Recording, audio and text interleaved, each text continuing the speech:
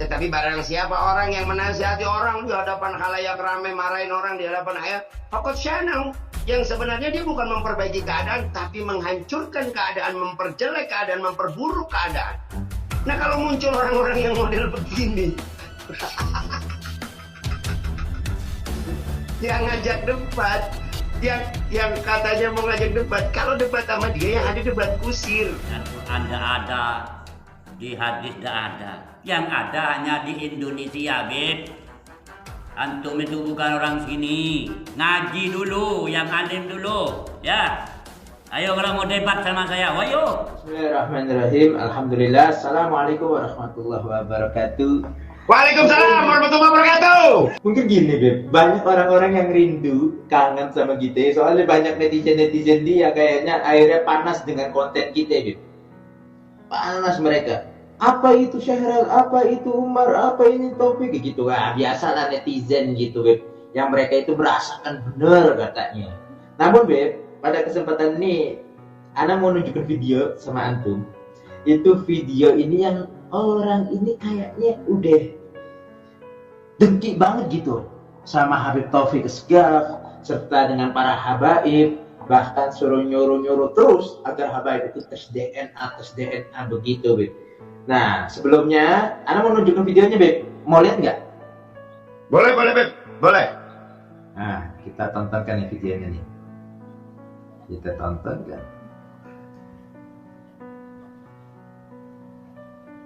Nah, ini, Beb. Mau debat sama saya, ayo. Tidak apa-apa.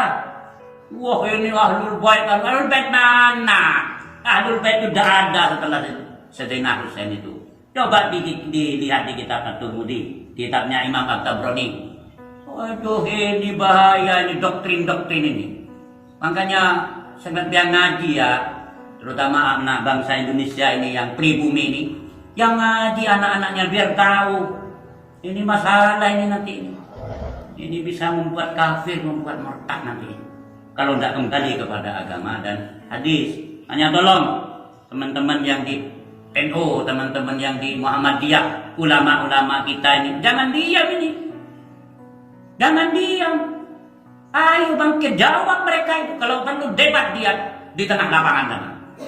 Ayo debat dengan mereka-mereka yang menyatakan duriah Nabi. Ya, dari mana? Sudah 1444 tahun. Dari mana silsilahnya itu? Kalau perlu dites, bukan hanya perlu, wajib dites DNA-nya. Itu apa itu, ada apa? Di situ ada persentasenya kepada Nabi itu. DNA jangan hanya ngomong ngebrak-abrik ke sana ke sini. Tuh bahas semet itu lagi itu. Kayaknya kedatangan Nabi Tola al-Badru alaina. Apa ini? Ini bahaya, ini menyesatkan ini kepada masyarakat, terutama masyarakat Islam ini. Oke. Nah, Beb, udah itu sebagian kita tontonkan sama antum. Sampai ngatain kafir, murtad, lain sebagainya gitu. Antum mau ketawa? Enggak, Beb. Aneh. Oh, aneh. Kenapa? Kenapa antum bisa katakan ini aneh? Pertama, dia mengatakan tidak ada itu ahlul bait Nabi Muhammad SAW atau keluarga Nabi Muhammad SAW. Padahal di dalam, gak usah di kitab yang gede, Beb. Di kitab yang kecil ada kitab namanya Kasyifatus Saja. Ya, ada kitab namanya, ini semua pondok pesantren ngaji tuh. Ya, itu semua pondok pesantren ngaji. Alu Muhammad atau yang disebut dengan keluarga Nabi Muhammad SAW adalah kullu Bani Hashim, kullu Bani Abdul Muttalib dan seterusnya. Semua anak cucunya Bani Hashim dan semua anak cucunya Bani Abdul Muttalib. Dan bahkan di dalam dalam lanjutan daripada itu dikatakan kullu mu'minin taqiyyin. Setiap orang mukmin yang bertakwa adalah keluarga Nabi Muhammad SAW. Berarti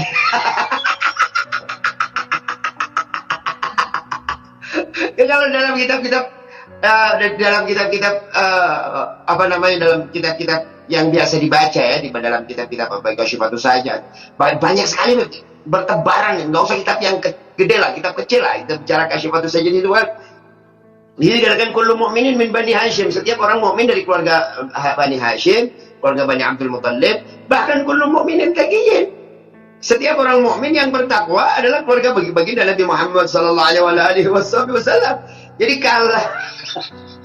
kalau kemudian dia tidak mengatakan enggak ada lagi itu zuriyah Nabi, keluarga Nabi, berarti dia sendiri yang mengajarkan orang untuk tidak mempercayai hadis baginda Nabi Muhammad SAW bahwa sayati akan datang kelak Imamun Adil, seorang imam adil bernama Imam Mahdi. Min zurriyati, kata Nabi Muhammad, dari keturunanku. Nah kalau ismi gitu kan, yang dikatakan bahwa namanya adalah namaku, namanya Imam Mahdi adalah namaku. Nah kalau dia menafikan nggak ada lagi zuriyah Nabi, berarti dia menafikan hadis Nabi. Itu malah bahaya orang untuk tidak mempercayai hadis Nabi. Itu bisa jatuh kepada kafir dan murtad. Dan saya tidak mengkafirkan beliau ya, sama sekali enggak ya. Beliau alim, saking alimnya kebanyakan baca kitab terjemah kali. Tapi katanya di situ kan katanya itu bukan habaib tapi al ulama warasatul anbiya gitu, Beb. Betul al ulama warasatul anbiya. Betul, itu siapa yang nyalakan itu? Cuma enak mau tanya, Nabi itu mewarisi kasih sayang atau mewarisi kebencian? Yang antum ajarkan saling menyayangi sesama muslim atau saling membenci sesama muslim? Andai antum mau mengingatkan, apalagi dia orang Jember, mau ngingetin Habib Taufik misalnya, mau ngingetin para Habib, datang. Bukan teriak-teriak di media sosial begitu. Itu ajaran Islam yang mana yang mengajarkan seperti itu? Ajaran Islam yang mana yang ngajarin untuk seperti itu? Kalau itu mengatakan sayang cinta kepada sesama muslim, memang begitu. Nabi yang mana yang ngajarin ente untuk mencela orang di hadapan umum, untuk mengingatkan orang dengan mempermalukan orang? Mana ada?